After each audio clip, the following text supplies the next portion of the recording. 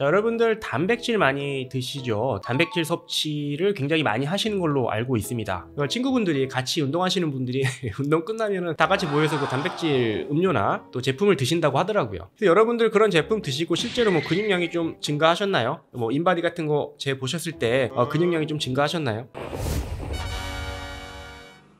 네, 안녕하세요. 약드라이브의 칼로리입니다. 자, 여러분들 단백질 많이 드시죠? 특히 이제 어르신분들 단백질 섭취를 굉장히 많이 하시는 걸로 알고 있습니다. 예, 음식뿐만 아니라 보충제로 많이 드시고 계시는 걸로 알고 있는데요. 이제 아무래도 이제 시니어 인구가 증가하고 또 시니어들의 어떤 건강이 중요한 화두로 등장을 하면서 건강하게 살기 위한 여러 가지 그런 방법들이 모색이 되고 있는데 근육량이 굉장히 중요하다. 우리가 근육을 지켜야 된다. 근육이 있어야지만 혈당 조절도 잘 되고 어떤 관절이나 이런 걸 잘 잡아주기 때문에 그럼 뭐 관절염 치료나 이런 예방 효과도 굉장히 좋고 뭐 등등등 그리고 단백질 섭취가 되게 중요하다 하면서 뭐 음료라든지 뭐 파우더라든지 아마 굉장히 많이 드시리라 생각이 듭니다. 저희 부모님도 굉장히 관심이 많으신데 그 피트니스나 뭐 수영장이나 운동을 하러 가시면은 친구분들이 같이 운동하시는 분들이 운동 끝나면은 다 같이 모여서 그 단백질 음료나 또 제품을 드신다고 하더라고요. 그만큼 굉장히 지금 인기가 많은데요. 여러분들 그런 제품 드시고 실제로 뭐 근육량이 좀 증가하셨나요? 뭐 인바디 같은 거 재 보셨을 때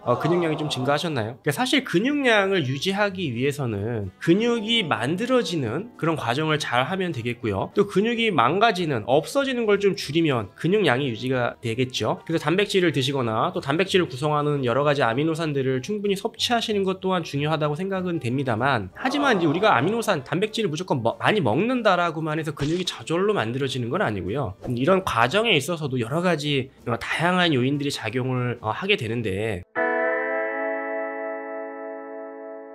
그러니까 우리가 근육이 만들어지는 그런 과정을 이제 동화작용이라고 이야기를 합니다. 아나볼릭이라고 이야기를 하는데 여러분들 뭐 운동선수들 특히 이제 뭐 올림픽이나 이런 국제 경기 때 많이 나오게 되는데 그런 게 이 동화작용, 단백질을 만드는 그런 과정에 있어서 일단 원료가 중요하긴 합니다만 아무리 원료가 많이 있어도 이 구슬이 서말이어도 꿰어야 보배다 뭐 이런 이야기가 있지 않습니까? 그러니까 이거를 잘 의미 있게 활용을 해야지만 단백질, 먹는 아미노산이 의미가 있는 건데 그러지 못하면은 말짱 그쵸 꽝이라는 거죠. 그래서 우리가 똑같은 단백질, 아미노산을 섭취를 하더라도 이게 우리가 어쨌든 소화기관, 그쵸, 장을 거쳐서 흡수가 되기 때문에 이 장내 환경이 굉장히 중요합니다. 장내 미생물 환경이, 이 마이크로바이옴 환경이 좋아야지만 이 단백질들을 잘 쓸 수 있게 도와준다라는 이야기고요. 뭐 여러 가지 이제 뭐 시중에 나와 있는 유산균, 뭐 비피도박테리움, 또 낙산균 이런 제품들을 드신다면은 아미노산 내가 제품을 계속 먹는데도 불구하고 속만 안 좋고 실제로 인바디 해봤는데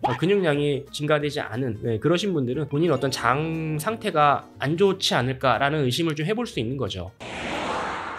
또 반대로 이제 어느 정도 근육이 있는데 이게 나이가 들면서 없어집니다. 빠져나가는 거죠. 그러면은 이런 근육이 소실됨으로 인해서 근육량이 유지가 안 되는 거죠. 아무리 좋은 걸 먹어도 자꾸 이제 빠져나가니까 없어지니까 밑빠진 독에 물붓기가 돼버리는 겁니다. 여러분들 뭐 칼슘약 아무리 많이 먹어도 자꾸 빠져나가면은 골다공증이 개선이 안 되거든요. 비슷한 개념이라고 볼 수 있는데요. 뭐 여기서 근육이 이제 없어지는 그런 여러 가지 어떤 기전들이 알려져 있고 보고가 되고 있는데 이런 근육이 없어지는 데 소실되는 데 있어서도 염증이 굉장히 중요합니다. 그러니까 우리가 만성 염증, 우리 몸에서 생기는 발생하고 있는 그런 염증들, 이 염증 관리가 잘 안 되면 이 만성 염증이 유지가 되면은 근육이 망가집니다. 근육에서 이제 단백질들이 빠져나와 버린다고 생각하시면 되겠습니다. 그렇기 때문에 우리가 염증 관리를 잘 해야 되는데 그 염증 관리에 있어서도 앞서 말씀드린 그러니까 단백질 쓰임을 좋게 해주는 그 단세지방산, 쇼체인 페릭시드, 특히 이제 잘 알려져 있는 낙산 같은 뷰티레이트죠. 이 낙산이 기능이 굉장히 중요하다. 그러니까 우리 장에 낙산이 충분하게 되면 소화를 하는 과정에서 낙산을 만들어내고요. 이 낙산이 이제 장 세포를 좀 튼튼하게 해주는 어떤 에너지원으로 쓰이기 때문에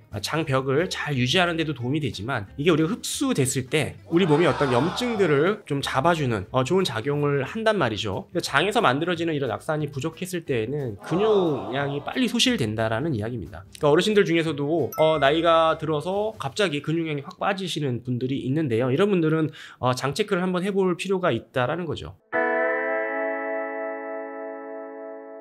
오늘 드리고 싶은 얘기는 장 환경이 되게 중요하다. 장 환경이 뭐 여러 가지 대사질환이나 뭐 면역질환에도 중요하지만은 장 관리를 잘 해주게 되면 이런 근손실, 근육 어떤 유지뿐만 아니라 우리가 어떤 보행 능력이라든지 악력이라든지 운동 능력이라든지 여러 가지 어떤 피지컬한 부분에 있어서도 굉장히 중요하다라고 알려져 있고요. 실제로 어떤 비피도박테리움이나 이런 어떤 프로바이오틱스들이 어떤 섭취를 통해서 이런 기능을 좀 좋게 해준다라는 연구들이 많이 보고가 되고 있습니다. 단지 동물 모델뿐만 아니라 사람을 대상으로 한 연구에서도 이런 어떤 기능성들이 입증이 되고 있기 때문에 여러분들 장 관리가 굉장히 중요한 거죠. 자, 그래서 오늘은 근손실, 근육을 우리가 어떻게 잘 유지할 것이냐에 대한 이야기를 좀 해봤고요. 장 환경이 굉장히 중요하다. 장내에 이제 이런 유익균들이 만들어내는 어떤 쇼체인 피렉시드, 단세 지방산들이 이 단백질들, 아미노산을 우리가 섭취했을 때 이를 잘 활용할 수 있는 도와주는 역할을 하고요. 또 단백질들이 빠져나가는 것을 막아주는 그런 기능도 수행을 하기 때문에 이런 유익균들의 섭취, 또 장 관리가 굉장히 중요한 거죠. 그래서 음식으로 섭취를 해서 우리 몸에 살고 있는 그런 유익균들을 잘 관리해 해주는 것도 중요하고요. 그게 안 된다면 유산균, 비피도박테리움 이런 제품들 많지 않습니까? 그런 걸 좀 드시는 것도 도움이 될 것 같고요. 또 요즘 낙산에 대한 중요성 제가 누차 말씀드리지만 낙산균, 그렇죠? 낙산균이 만들어낸 낙산 이런 것들이 근육의 어떤 그런 유지에 굉장히 도움을 줄 수 있기 때문에 어르신들 중에서 주구장창 단백질 제제, 아미노산 제제 먹는데도 불구하고 내가 근육량이 자꾸 빠지거나 증가하지 않는 분들은 장 환경을 좀 살펴보시는 그런 시간을 좀 가졌으면 좋겠고요. 그래서 오늘은 이제 근육에 있어서도 이 장 환경이 굉장히 중요하다라는 정보를 좀 드려봤습니다. 감사합니다.